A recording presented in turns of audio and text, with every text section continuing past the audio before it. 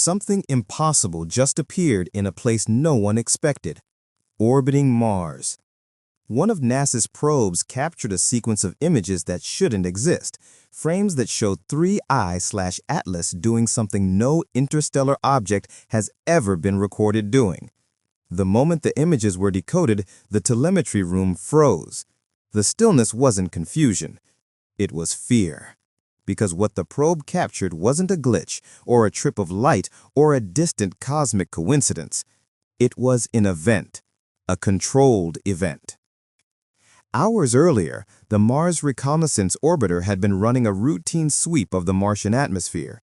Nothing unusual. Dust storms, surface temperature readings, calibration frames. The same monotonous cycle it had performed for years. But buried in that sequence was something the cameras were never meant to catch: a faint moving object crossing behind Mars. Wrong angle, wrong speed, wrong signature. The tag labeled it automatically: 3I/Atlas, a name that already carried a weight of unease. Astronomers still remembered the shock of Oumuamua. Then came the unresolved anomalies of Borisov. But 3I/Atlas was supposed to be different: simple, quiet, nothing to fear. Just a frozen fragment wandering through the solar system. But as the probe tracked it across the darkness, something changed. The brightness curve didn't behave like reflected sunlight. It pulsed, soft at first, then sharp, as if something inside the object exhaled.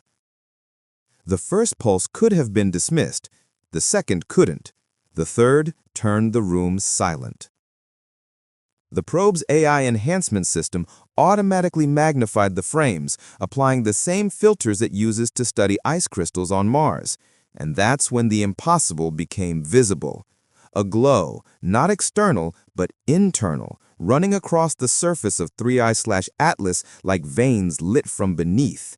Faint lines, bending around the curvature of the object, following patterns too clean to be cracks or fractures. Patterns with rhythm. One scientist whispered, "That's not natural." Another replied, "Then what is it responding to?" The probe kept capturing frames as the object rotated.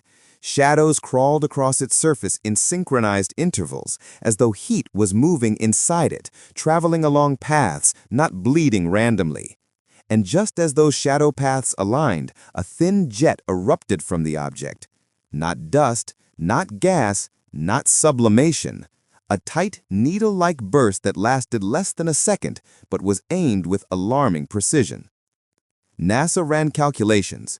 The momentum from that burst changed 3I/Atlas's velocity by a fraction, too precise to be natural outgassing, too directional, too controlled. Someone asked if it could have been a camera artifact. It wasn't. The thermal profiles from the probe matched the images perfectly. Something inside 3I/Atlas had heated rapidly, almost instantly, and then released pressure in a measured way. Measured. As if the object had internal chambers designed to withstand unimaginable stress.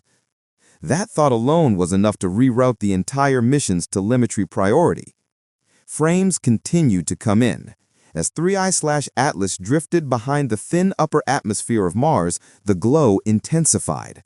For a moment, just a moment, the probe captured a silhouette inside the object. Not machinery, not organic shapes, but something like layered structure. Rings of density, a hollow region, a geometry too complex to belong to a chunk of shattered planetary debris. And then, just as quickly as it appeared, the glow vanished. NASA issued an internal blackout order. The anomaly was classified, but not before half a dozen researchers saw the raw feed. Those researchers are the reason you're hearing about this now, and their descriptions align in unsettling ways. They all claimed the same thing. The glow wasn't just heat. It looked like activation. Tracing the object's path backward revealed even more disturbing context. 3I/Atlas came from a region of space where a star system is believed to have collapsed millions of years ago. Not slowly, but violently. Something massive enough to tear multiple planets apart. Debris from that event could drift into interstellar space, preserved by cold.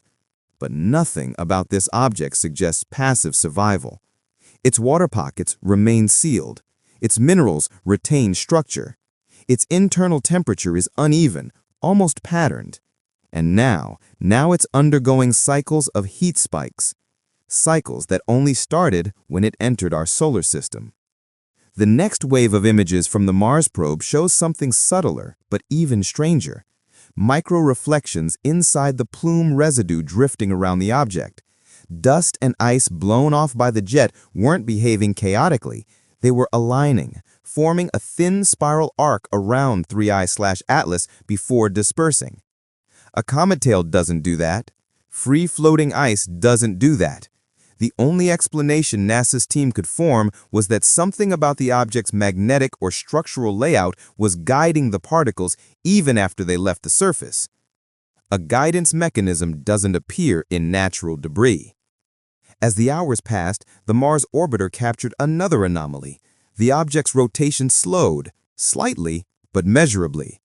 Natural objects don't change rotation speed without external force. But there was no collision, no solar wind strong enough to cause this.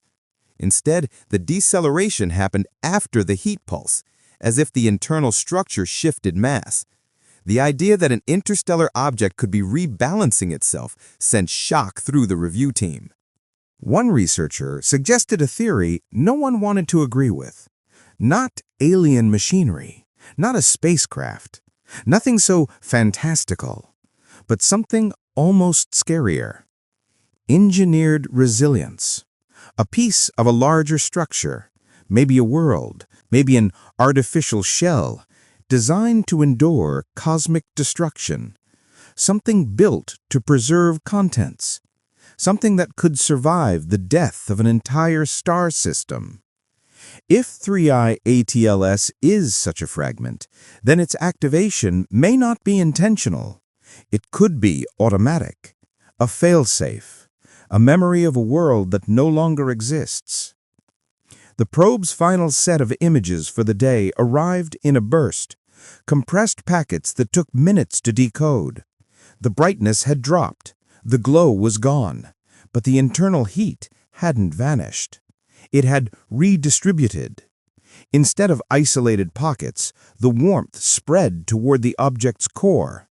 And in one single frame, the core region brightened just enough to reveal a shape, a cavity, circular or hexagonal, impossible to be sure, but too defined to be random fracture. Then, transmission ended. NASA has not commented, not publicly, not even indirectly. But a leaked internal note reported rising internal pressure inside 3IATLS, pressure that is climbing faster now than at any previous point. The Mars probe measured faint chemical signatures near the surface. Not water this time. Something heavier, something reactive, something that shouldn't exist inside a fragment this small. Whatever is happening inside the object is escalating, and the timing aligns disturbingly well with its arrival near the inner solar system. Some scientists believe sunlight triggered a long dormant process. Others think radiation woke a chemical cycle frozen for millions of years. And a small, quiet group, the ones who study megastructures and post-collapse environments, believe this might be a message.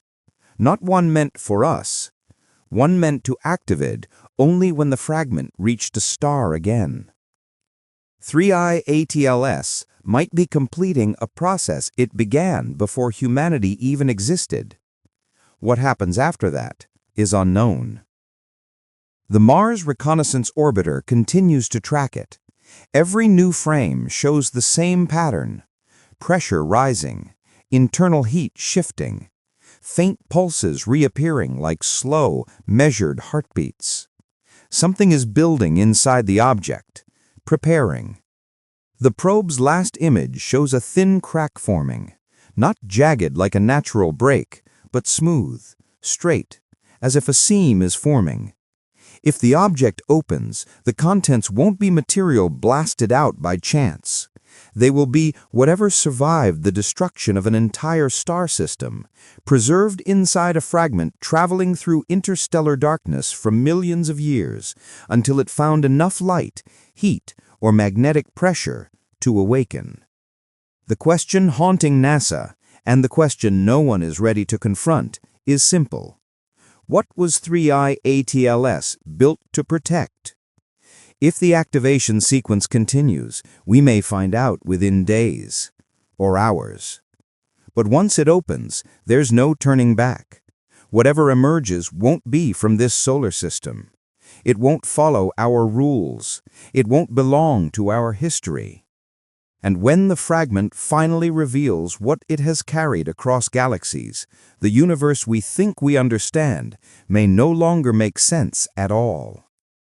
The only thing left to ask is, are we prepared for what 3IATLS is about to show us?